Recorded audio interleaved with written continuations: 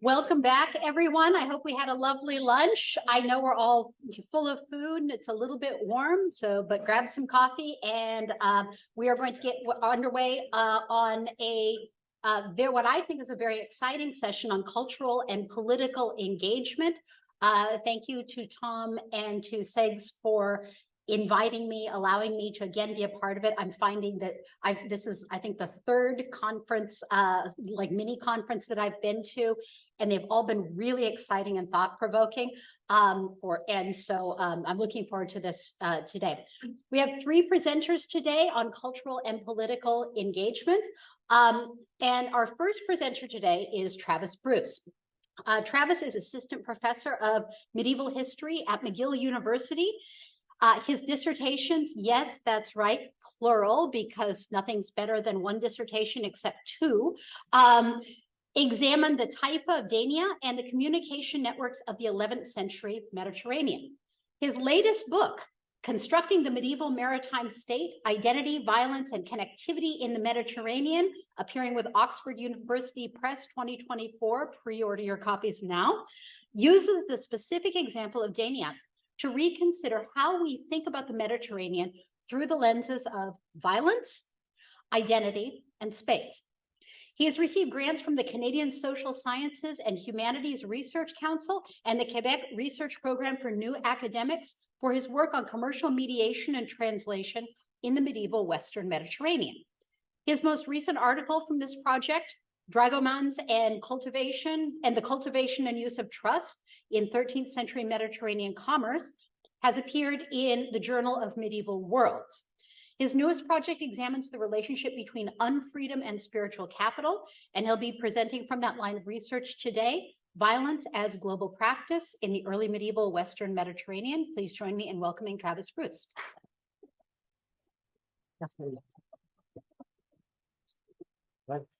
So, thanks to Seamers and to Segs and to everybody for organizing this, and Tom for inviting me to this. It's a great privilege. So medieval Muslim scholars employed binary and normative frameworks to categorize maritime violence as legal war or piracy. Contemporary histories and hagiographies were more concerned with political and religious narratives than the lived experiences of those who engaged in that violence. Those sources and scholarly readings of them today often fail to integrate pertaining entangled motivations, and they overlook how maritime violence variously bundled power, status, material gain, and religious identity. In my talk today, I hope to highlight the messy intersection of these factors by focusing on a few moments of maritime violence that contemporary texts and scholarly research have framed as religious conflict, but in which actors also privilege factors such as power, status, and material wealth. Those are the early Umayyad maritime campaigns against Byzantium, the transformation of independent Andalusi raiders and exiles into the Muslim conquerors of 9th century Crete, and the participation of Andalusi raiders in 9th century Muslim campaigns to conquer Sicily. Interreligious conflict textures each of these events, but should not obscure what else is going on. Complicating these events may imply that maritime actors readily slipped between legal war and piracy, but I think that might be an answer to the wrong question. With this paper, I challenge the assumption that violence involving Muslims and Christians was necessarily religious. Moreover, I propose that normative texts concerning maritime violence impede rather than illuminate our understanding of that violence, particularly in cases adjacent to religious rhetoric.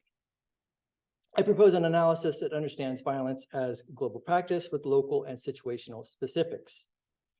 This approach thus cuts across religious or cultural lines while also inviting diachronic and trans-regional comparisons.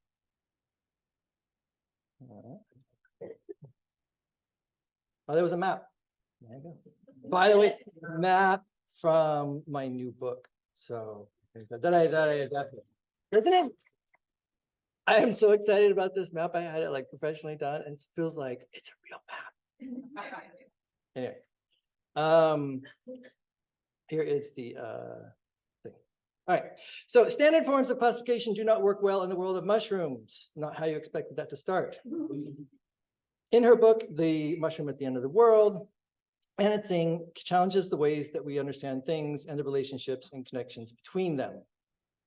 Tsing studies the production and commercialization of the matsutake mushroom, using the mushroom itself to frame and guide her analyses.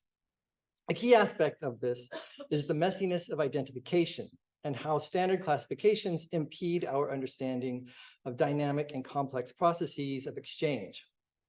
Tsing follows this to say that archetypal species and Platonic ideals impede, quote, the stories we can tell. Medieval maritime violence and maritime actors are not so different from mushrooms in this way. Although scholars have likened maritime violence in the form of piracy to parasites and rot, that is not the relevant similarity here. Clear boundaries between different species of maritime violence are not relevant or accurate. The individuals studied here, pirates to some, Ghazis to others, but also sailors, merchants, and scholars, were also fluid and unwilling to draw lines of isolation between the roles they could perform. Mushrooms and maritime violence also resemble each other in that their study suffers from classification systems developed during the early modern period. Contemporary discussions of pre-modern maritime violence often follow lines drawn by expansionist states seeking to extend their jurisdiction over territorial and extraterritorial waters. As Guy Chet remarks in his study of Atlantic piracy, modern historians often follow too closely early modern European legislation that, quote, insisted that piracy and privateering were altogether different activities. While this distinction was legally valid according to the civil law, it was culturally untrue. Medieval maritime violence doubly suffers since it also often passes through filters developed for the late medieval period, when states began distinguishing between pirates and corsairs, between sea bandits and those who carried letters of marque. However, as Hussein Fancy asserts, quote, efforts to regulate smuggling and piracy shaped the emergence of new legal, religious, and racial boundaries in the late medieval Mediterranean. Those boundaries were no more retroactive than the parliamentary laws of 18th century England. And as Fancy and Chet also point out, even those later boundaries meant little to those whom they concerned the most. Nevertheless, medieval maritime violence, especially Muslim maritime violence, did not operate in a legal vacuum. Just as later powder-wigged parliamentarians would attempt to legislate into reality distinctions between licit and illicit maritime violence, medieval Muslim legal scholars developed jurisprudence about what was and was not legal in the practice of maritime violence. As Hassan Halalea explains, a series of legal dictates and expectations circumscribed the practice of jihad on land and sea, determining legitimate targets and the kinds of violence that Muslims could inflict on people and property. Moreover, participants could not engage in jihad for personal gain and enrichment. Halalea writes that if an attack did not fall within prescribed categories, then it was not piracy. The assumption then is that if an attack conforms to the rules of jihad in terms of the forms and victims of violence, then it is jihad. As Halalea notes, however, these rules are not as clear as they may appear, and what might be considered piracy by one could be considered legal maritime raiding by another.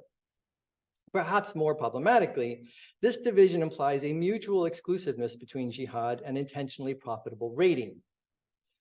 Generating wealth was in fact an integral part of pre-modern warfare and state-sanctioned violence. Military forces captured slaves, looted movable goods, and appropriated lands or extracted taxes from the vanquished. This is what Alexander Cervantes calls, quote, predatory warfare in his study of raiding along the 6th century Byzantine frontier. The number of hadiths and legal opinions concerning looting, booty, and the division of booty confirms the important role of predatory warfare in the world of Islam. Ideologically motivated violence did, in fact, generate material gains, booty, and plunder for its perpetrators. War and looting were entangled in the same activity.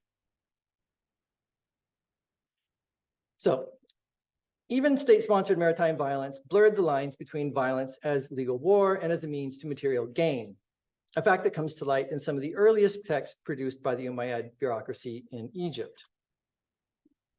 A cache of 8th century Umayyad administrative documents known as the Aphrodite or Papyri provides important information on the early caliphate's naval organization.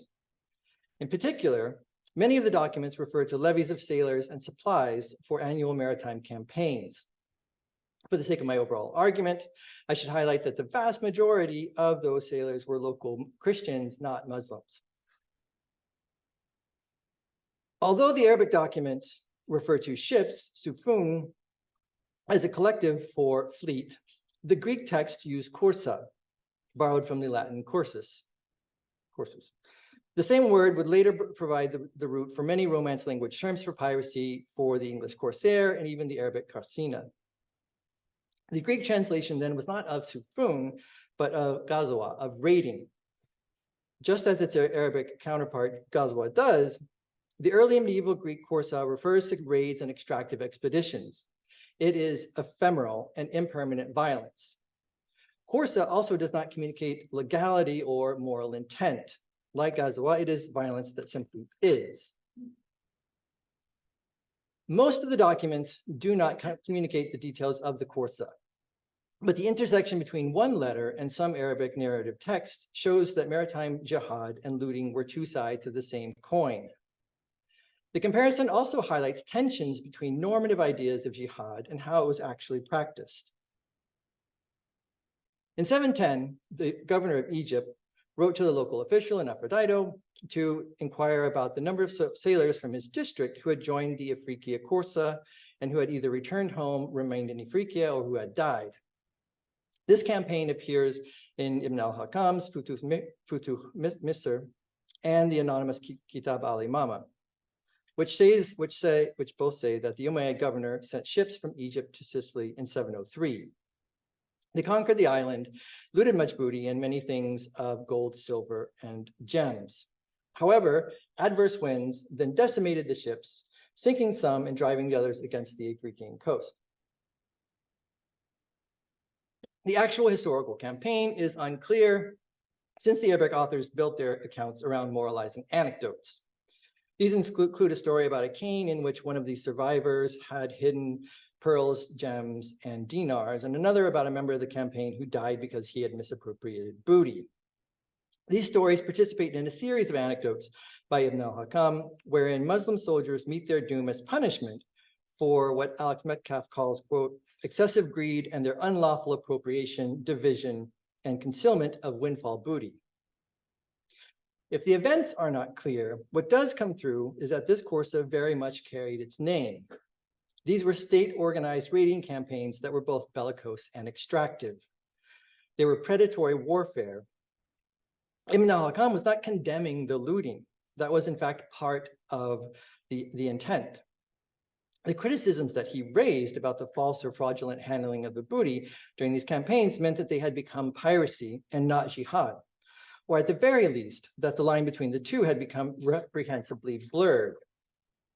It's actually probably more accurate to say that the line had always been blurred and that the jurists had not succeeded in imposing it.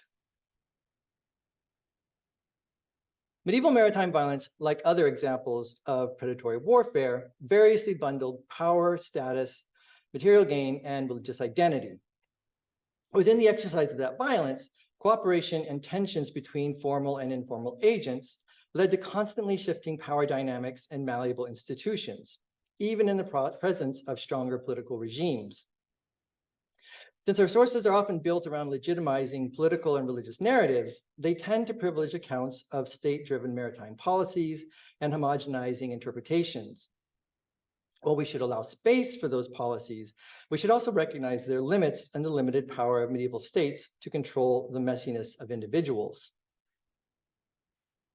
The Umayyad emirs of Al-Andalus held little real authority over their Mediterranean seaboard.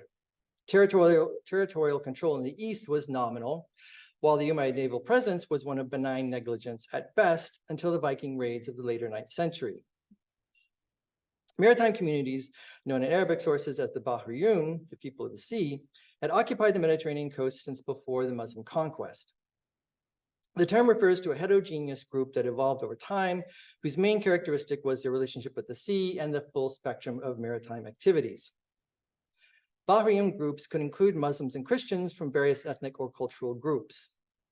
Even as Cordoba extended its influence over the region, independent elements within the Bahrain continued to pursue agendas that aligned occasionally, but not always, with those of the capital.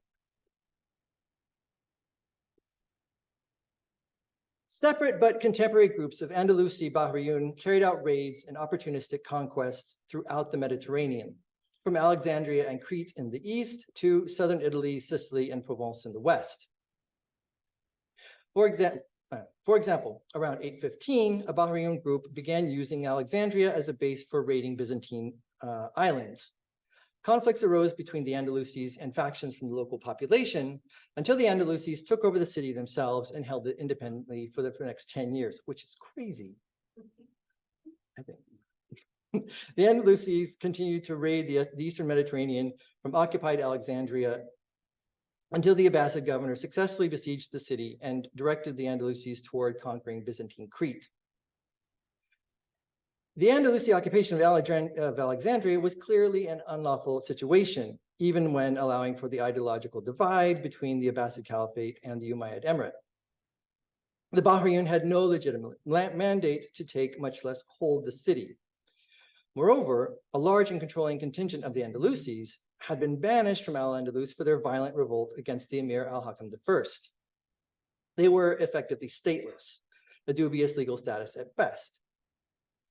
A series of local Alexandrian hadiths depict them as apocalyptic destroyers, Muslims and non-Muslims who were more feared than the Byzantines. And yet, this same community would soon thereafter carry out the successful and much lauded Islamic conquest of Crete. By increasing the scale of its operations, the extra-legal Andalusi community also shifted its identity to one of Mujahideen conquerors.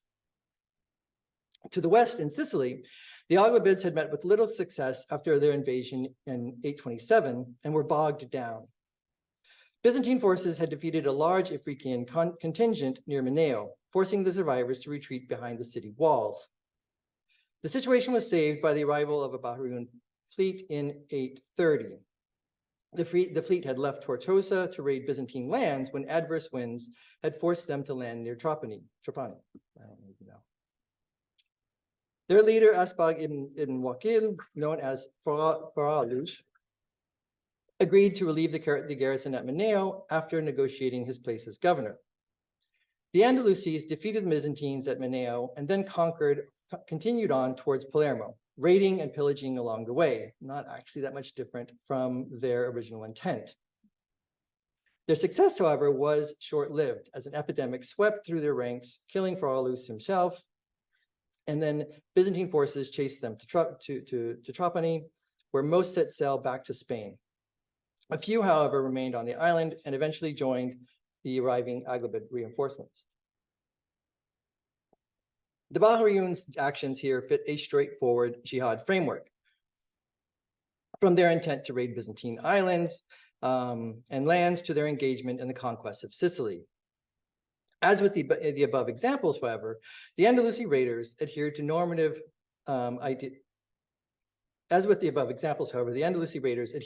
to normative ideas of legal war most, but not all of the time. Their activities become more complex in light of a fiscal and legal discussion concerning them in al-Dawudi's Kitab al-Amwal. Al-Dawudi writes that after a group of Andalusis had come to Sicily to carry out jihad and had helped relieve besieged Muslim forces, Muslim authorities had later eliminated them for persecuting the local population. The conflict indicates that the local Christians enjoyed treaty protection and dhimmi status, which placed them off limits for any raiding, a fact that seems not to have deterred the Andalusis. The question for al-Dawudi was whether or not the Andalusis' property could be claimed by others. That is, had they forfeited their legally won gains by engaging in illegal violence against protected Christians and then leaving the island. Faralush and his group thus transitioned in and out of official status and legal and extra-legal violence without actually changing their actions or the object of their violence. For the Andalusis, the distinction may have been clear, but it was not relevant. Once again, the legalistic distinction between Ghazi and pirate seems to have mattered little to those who practiced maritime violence. Coming back to what I said in the introduction, I think that if we are discussing whether these events were piracy or jihad means that we're asking the wrong questions. The rules surrounding jihad are an example of efforts to morally restrict an immoral activity, something that we humans are not very good at. Looking at large-scale state-sponsored and directed initiatives tends to play in that same sandbox, according to those rules. But piracy and maritime raids create cracks in the rhetoric of violence, perhaps because their scale gets us closer to the messiness of the individual. In Speech Act terms, these rules are performative, they're not constitutive. Or in dictionary terms, they are prescriptive, not descriptive. They are the American Heritage Dictionary versus Webster's, which is the nerdiest thing we will have at the conference. For those of you who get that you're nerds. Agree. I'm the one who wrote it. So the jurists have an ideal in their mind, and they are trying to write that ideal into and onto reality. Their position in their own time and over time, in terms of written sources and our windows onto the past, give weight to their perspectives, but that does not make them true. They are part of a larger bundle of text tangled up with religious rhetoric and motivations textured with class, ethnicity, culture, and even individual ambitions. To some extent, by asking whether these events were piracy or not, legal or not, means buying into the rhetoric of someone like Ibn al-Hakam. Even in religious terms, the discussions depend on almost Platonic ideals that have no relevance. I don't even know the extent to which we can firmly classify an uneducated sailor from the 8th or 9th century Mediterranean as Christian or Muslim, at least not in the way that we use those terms today. And Ibn al-Hakam can get his knickers all up and not as much as he wants about the rules surrounding jihad, but even if the Coptic Christians who made up the majority of the Umayyad fleet were on the up and up, can we really say that they were on jihad? The same goes for the Bahriyun and their heterogeneous group later on. In our post-Reformation and post-Enlightenment world, we like to classify things. We like to have clean boundaries and to have clear meaning. That only works in history as long as we stay zoomed out.